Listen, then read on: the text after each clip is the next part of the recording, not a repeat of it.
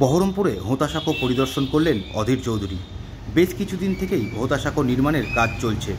আজ সকাল 11টা নাগাদ সেই কাজ পরিদর্শন করতে যান বহরমপুরের প্রাক্তন কংগ্রেস সাংসদ অধীর চৌধুরী। সাংসদ থাকাকালীন সাংসদ তহবিলের টাকায় নতুন একটি সাঁকো নির্মাণের কাজ শুরু করেছিলেন অধীর চৌধুরী। সেই কাজ পরিদর্শন করতে আসেন অধীর চৌধুরী। পাশাপাশি প্রশাসনের কাছে দাবি রাখেন নতুন ব্রিজ তৈরির পাশাপাশি পুরনো ব্রিজ দেখভাল করা হোক।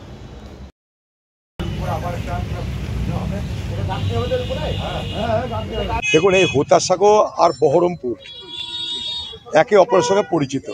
যখন থেকে বহরমপুরের জন্ম তখন থেকে হোতাসাঁকোরও জন্ম।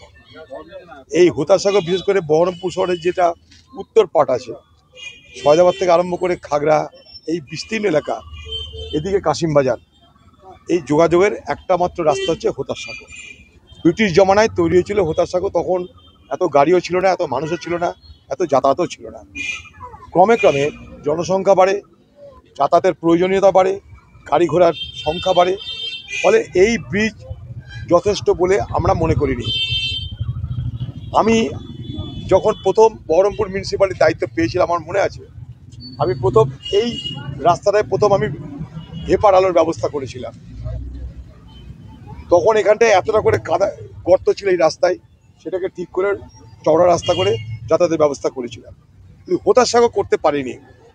আমি এমপি হওয়ার পর প্রশাসনের সঙ্গে কথা বলে, এখানকার জেলা প্রশাসন যারা দেখভাল করে তাদের সঙ্গে কথা বলে এই প্রস্তাবটা দিয়েছিলাম। এখানকার জেলা শাসক যিনি আছেন বা এখানকার প্রশাসন যারা আছেন তারা এটা মেনে নিয়েছিলেন, ফলে আমরা কিন্তু করতে পারছি। এই টাকাটা যখন আমি এমপি ছিলাম, এখন না, যখন ছিলাম তখন বরাদ্দ করা টাকায় এই কাজটা শুরু হয়েছিল।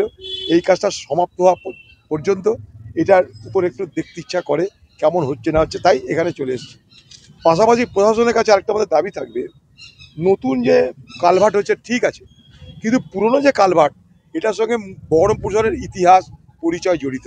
তাই পুরনো যে কালভার্ট সেইটাকে রক্ষণাবেক্ষণ করে যাতে সেটাকে অন্তত চলাচলের জন্য বা রক্ষা করার জন্য, মানুষ সেটাতেই যাতায়াত করবে, ঠিক আছে, এখানে ফুটপাত হবে, ফুলের গাছ বসবে, সব ঠিক আছে, কিন্তু যেটা আমাদের ঐতিহ্য, হোতাসাঁকো আমাদের ঐতিহ্য, সেই ঐতিহ্যটাকে বাঁচানোর জন্য প্রশাসনের কাছে আমাদের তত থেকে দাবি থাকবে যে এই নতুন সাঁকো করার সঙ্গে সঙ্গে, নতুন কালভার্ট করার সঙ্গে সঙ্গে পুরনো যে কালভার্টের বাংলা যে সাঁকো, তাকে যেন রক্ষণাবেক্ষণ করে মেনটেন করে ঠিকঠাক করে দেওয়া হয়।